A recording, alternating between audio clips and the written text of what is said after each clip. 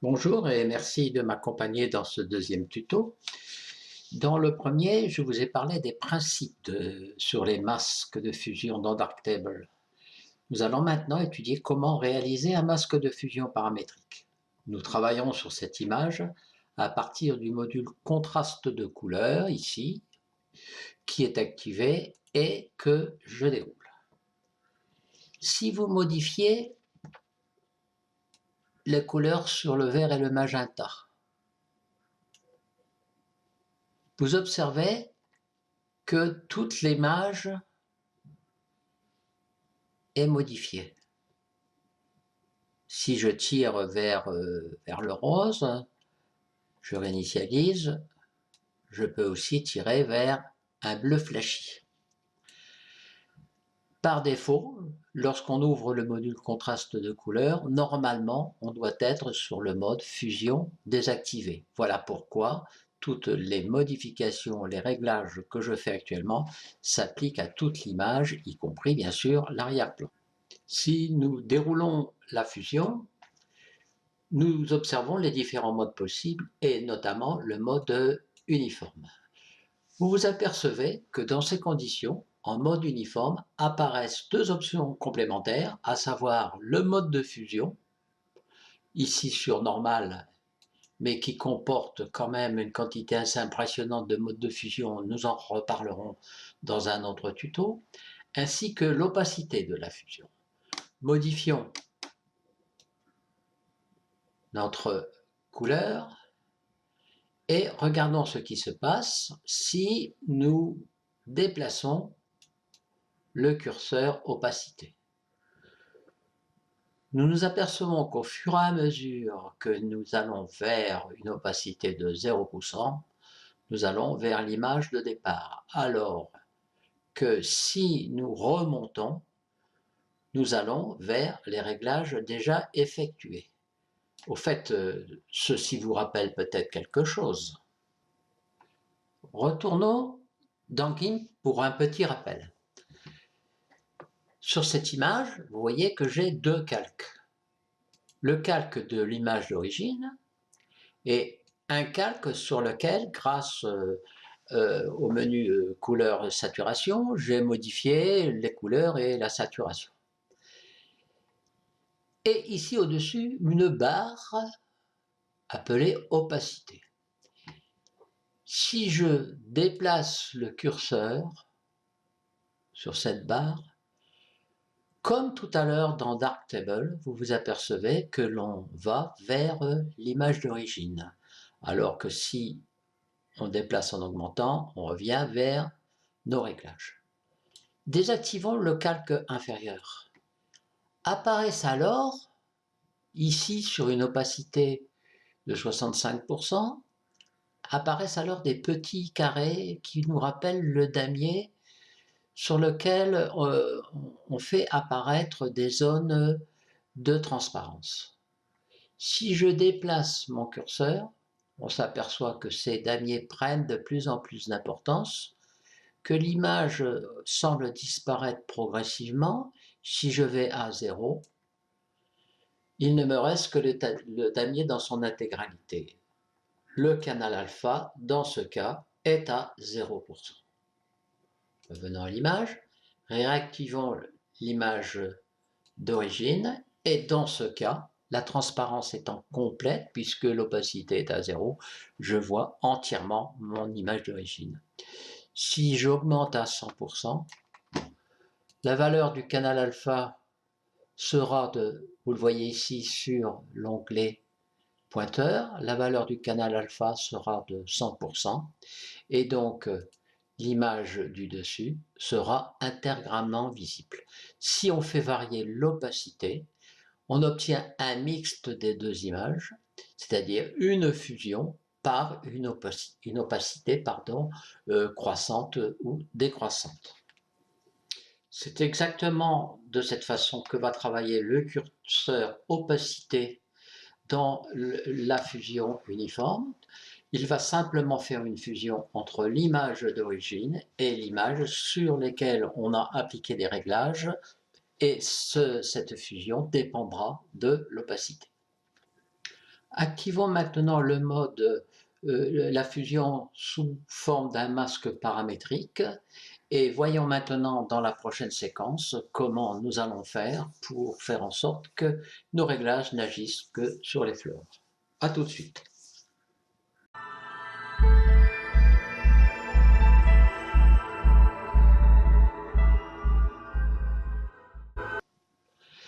Lorsque nous activons donc la fusion sous forme d'un masque paramétrique, nous voyons apparaître ici à la fois des onglets, ici ce que l'on appelle des curseurs, ainsi que différentes icônes. Tout d'abord, les onglets. Le module contraste de couleur travaille en mode Say Lab, c'est-à-dire que on peut avoir ici pour un pixel les valeurs LAB ou dans un autre mode issu du mode Lab, les valeurs LCH. Deux images pour illustrer rapidement un peu cette notion. Le mode LAB représente les couleurs à partir de trois axes. Un axe A- à A+, qui va du vert au rouge, et un axe moins B à plus B qui va du bleu vers le jaune, et un axe vertical qui va représenter une luminosité plus ou moins importante. Donc un pixel en mode lab sera noté avec trois valeurs, la valeur L, la valeur A et la valeur B. C'est ce que nous allons retrouver tout à l'heure. Le mode LCH issu du mode LAB permet de représenter les valeurs d'un pixel selon d'abord l'axe vertical du noir vers le blanc, qui correspond à la luminance ou luminosité, un axe qui s'appelle la chromaticité ou encore la saturation, qui va de l'extérieur vers l'intérieur sur des couleurs de plus en plus saturées à des couleurs de moins en moins saturées, et ici le cercle colorimétrique qui représente les différentes teintes. Donc, dans ce mode, un pixel aura trois valeurs, une valeur L pour la luminosité, une valeur C pour la saturation, la chromaticité, et une valeur H pour la teinte. Sur l'onglet L de luminosité ou le canal L, on va de 0, vous voyez, ici à 100, c'est-à-dire de 0 à 100% des teintes les plus foncées, du noir vers le blanc. Le canal A va représenter ici les valeurs de A vers A- vers A+, c'est-à-dire de moins 128 ici à plus 128, à la fois en entrée et en sortie. Sur le canal B, nous allons retrouver le bleu et le jaune avec les mêmes valeurs de moins 128 à plus 128. Voyons le canal C, c'est le canal de chromaticité de saturation. La saturation sera donnée de 0 à 100%. Et enfin, pour le canal H, c'est un petit peu plus subtil, puisque sur le canal H, sur les teintes, nous sommes sur le cercle de chromaticité, et les valeurs sont repérées entre 0 degré et 360 degrés, comme si on tournait sur le cercle. Donc, lorsque nous allons travailler sur le masque paramétrique, nous avons 5 possibilités de choix. Il faudra donc choisir, je dirais, la bonne formule pour pouvoir décrire un masque aussi précis que possible. Ici, je choisis de travailler sur la fleur, c'est-à-dire je vais travailler sur les teintes, puisque ce sont ces teintes, ces couleurs que je veux modifier. Donc, je vais aller développer le canal H.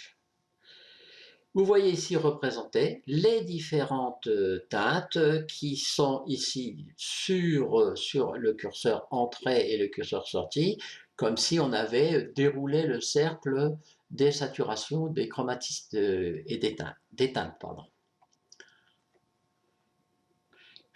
À chaque onglet L, A, B, C ou H sont associés deux curseurs, c'est la terminologie dans Darktable. Un curseur entrée qui va recevoir les valeurs d'entrée fournies par le module sous-jacent et les valeurs de sortie qui vont pouvoir traiter un peu justement cette sortie avant d'envoyer les valeurs au module suivant. Pour chaque curseur entrée ou sortie, vous remarquez 4 petits triangles, 2 triangles creux et 2 triangles pleins. La combinaison des masques par défaut est sur exclusif. Nous allons préciser ça plus tard. Que se passe-t-il si nous bougeons les curseurs? Appelés marqueurs dans la terminologie Darktable. Pour voir un petit peu les effets de ces mouvements, je vais forcer le réglage sur les magentas. Vous avez remarqué que ici, les teintes de la fleur et de l'arrière-plan ont été modifiées. Prenons le curseur d'entrée, puisque pour l'instant, je vais d'abord faire des modifications avant de les envoyer en sortie. Si je clique sur le petit triangle creux ici et que je le déplace, vous remarquez que le marqueur du dessus se déplace parallèlement et que si vous regardez le fond, la teinte du fond semble varier sans que celle des fleurs varie fortement. Si je fais la même chose avec l'autre curseur, excusez-moi, j'ai fait une petite erreur. On va reprendre ça au départ. Voilà. Je ramène ici le curseur, le marqueur, et la teinte a disparu. La teinte rose a disparu. Une première remarque, c'est que le fait de déplacer les curseurs fait varier les teintes. D'accord. Mais autre remarque très importante pour commencer, lorsque l'on agit sur un des marqueurs triangle creux, on ne peut pas dépasser à droite ou à gauche le marqueur plein du dessus. Pour réinitialiser la position des marqueurs, vous faites un double clic ici et vos marqueurs reviennent à leur position de départ. Voyons ce qui se passe maintenant si nous ne déplaçons que les marqueurs supérieurs. Vous remarquez qu'on peut les déplacer indépendamment des marqueurs inférieurs. Allons-y. Et on s'aperçoit à un moment que lorsque, par exemple, on les rapproche tous les deux, la teinte change.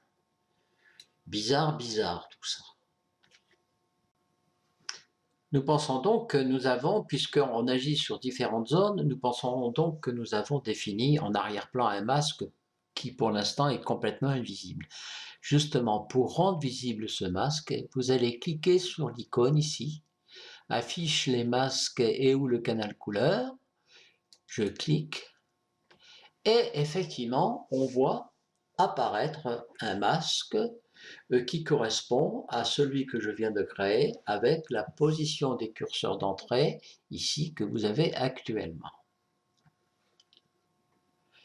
Donc, pour conclure, le fait d'être positionné sur le canal H et de déplacer les curseurs en entrée va nous permettre effectivement de définir sur ce canal H un masque associé à la teinte. Tout ceci, c'était un petit peu approximatif, bien sûr. Nous commençons à comprendre ce qui se passe, essayons d'être un peu plus rationnels. Par un double clic, je réinitialise le canal d'entrée et vous voyez maintenant que j'obtiens un masque complètement jaune, c'est-à-dire à 100% d'opacité. Si je le désaffiche, je reviens à mon image complètement modifiée, à la fois sur les fleurs et sur l'arrière-plan. Je vais aussi réinitialiser mes couleurs, mes teintes, magenta, voilà. Et donc, après une petite pause, de façon à vous permettre de digérer un peu tout ça, nous allons voir comment travailler de façon un peu plus sérieuse.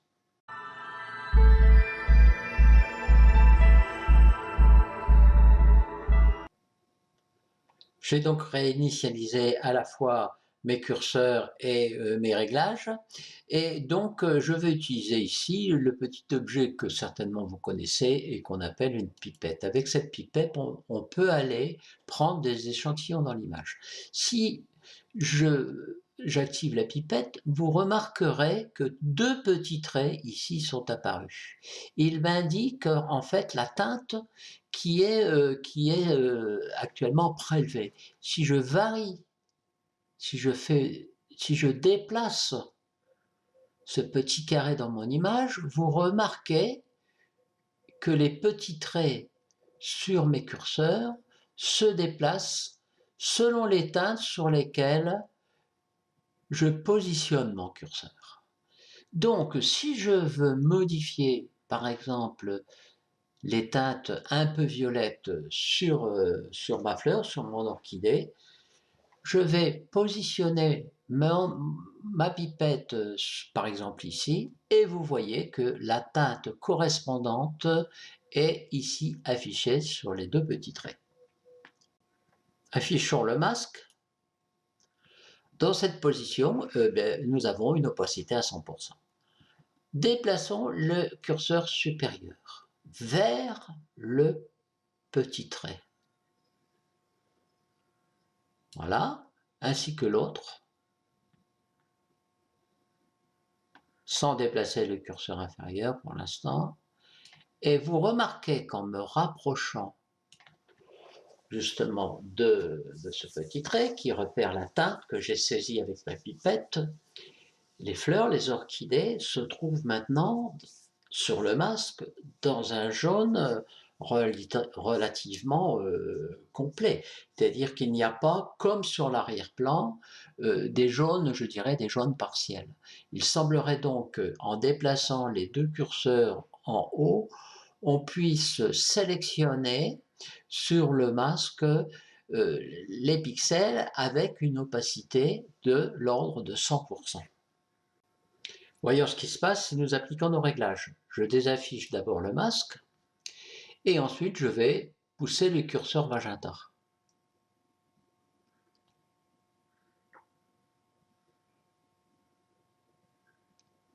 C'est assez lent à réagir puisque mon logiciel d'enregistrement a travaillé en arrière-plan, donc ça ralentit un peu Darktable.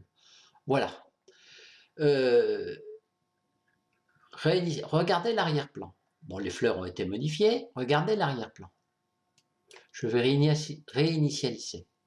Je vais remettre le curseur dans la même position. Il semblerait que les teintes, notamment, vous voyez en arrière-plan, les teintes ici, varient légèrement. Si je réaffiche le masque, c'est pas étonnant, puisqu'en fait, il reste ici des zones avec, pour le jaune, une opacité partielle, c'est-à-dire des zones partiellement sélectionnées qui font que mes réglages agissent quand même, beaucoup moins effectivement que sur les fleurs, mais agissent quand même sur les zones correspondantes de l'arrière-plan. Voyons ce qui se passe maintenant si je déplace les curseurs, triangles, les marqueurs, triangle creux. Attendons un peu. Oh, miracle! Il semblerait que le fait de déplacer justement ces marqueurs inférieurs permette d'obtenir des zones d'opacité à 0%, puisqu'on obtient ici du gris, il reste quelques petites bavures là, n'en parlons pas pour l'instant, et que l'intensité obtenue dépend de la position du curseur. Si je laisse mes curseurs dans cette position-là, voyons ce qui se passe si maintenant, après avoir initialisé mon curseur magenta, j'agis sur le curseur magenta et vous regarderez l'arrière-plan, notamment par exemple dans cette zone-là.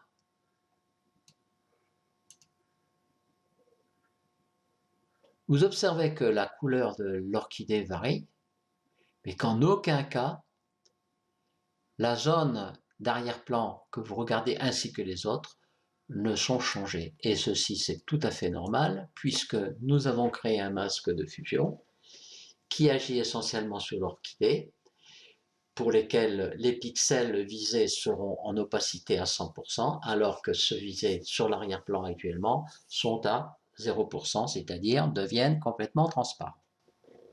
Donc, nous avons compris le rôle des marqueurs.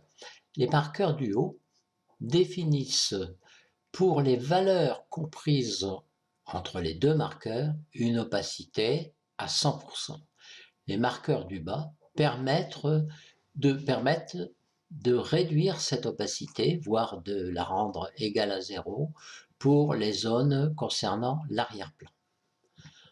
On peut s'interroger et se poser la question de savoir s'il faut mettre les marqueurs du bas directement en correspondance avec ceux du haut, ou au contraire, les écarter, comme je le fais actuellement,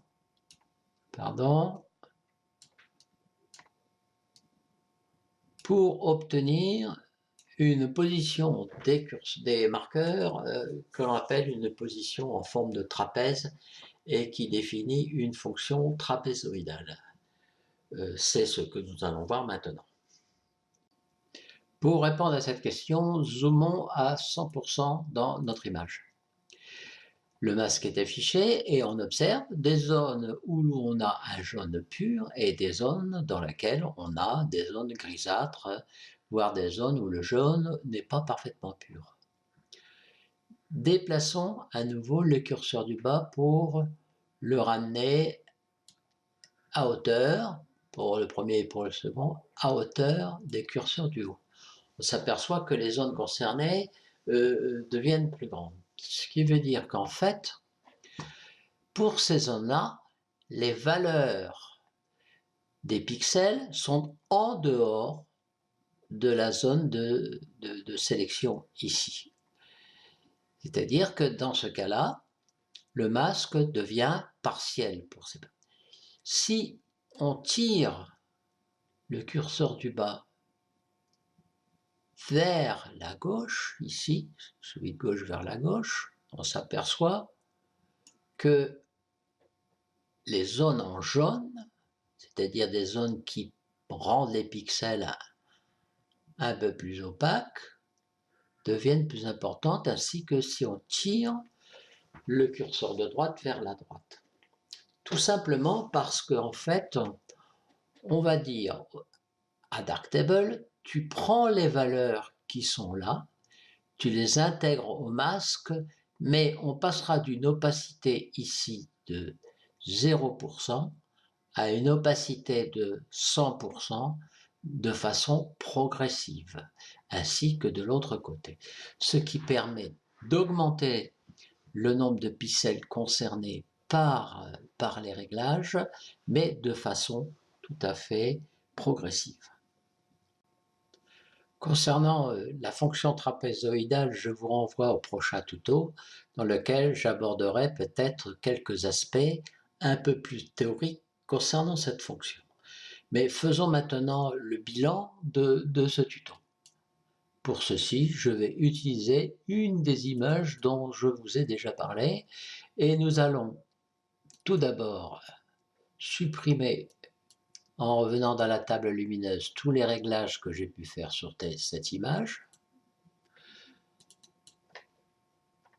l'incorporer dans la chambre noire et ici activer le module contraste de couleur. Dans la fusion, j'active le masque paramétrique. Comme je veux agir sur un masque à partir de couleurs, je sélectionne ici le canal Hue, c'est-à-dire le canal teinte, Hue en anglais. Je sélectionne ma pipette et je vais aller placer mon point de prélèvement sur la zone qui m'intéresse ici, donc sur les teintes globales de la fleur, ce qui me donne ici le petit trait qui me repère justement les valeurs associées à ce prélèvement et je vais rapprocher progressivement les marqueurs du haut qui vont me définir une opacité à 100% pour les valeurs comprises ici entre ces deux marqueurs. Et ensuite, j'aurais pu activer le masque d'ailleurs. Ensuite, déplacer les marqueurs du bas pour affiner ma sélection. Le déplacer un peu plus. Voilà. On remarque effectivement que dans ce cas, il y a des pixels qui sont à l'extérieur ici et qui repèrent justement des pixels qui sont dans la tonalité, dans la teinte prise en compte à 100%. Dans un prochain tuto, je vous montrerai comment on pourrait les supprimer, mais ce n'est pas le sujet aujourd'hui. Je peux agir maintenant sur mes réglages de teinte. Voilà par exemple quelque chose qui me donne des fleurs complètement désaturées, c'est-à-dire blanches, très roses, voire rose pâle, ou plutôt teinte orangée. Pour vous montrer à nouveau le rôle des marqueurs inférieurs et introduire un peu la fonction trapézoïdale dont je reparlerai dans le prochain tuto, j'ai replacé les deux curseurs en bas au niveau des curseurs du haut. Vous remarquerez sur l'image quantité de pixels qui semblent complètement anarchiques et qui dénaturent l'image. Si je déplace les pixels inférieurs, regardez ce qui se passe, les marqueurs inférieurs, pardon, regardez ce qui se passe. L'image devient, excusez, plus uniforme. Nous expliquerons ceci dans, justement, le troisième tuto de cette série. Merci de m'avoir suivi dans ce tuto et dans le prochain volet de cette série, je vous parlerai donc de la fonction trapézoïdale, quelque chose de très important dans l'environnement de Darktable, et nous aborderons le rôle ici du curseur de sortie. Je vous dis à bientôt.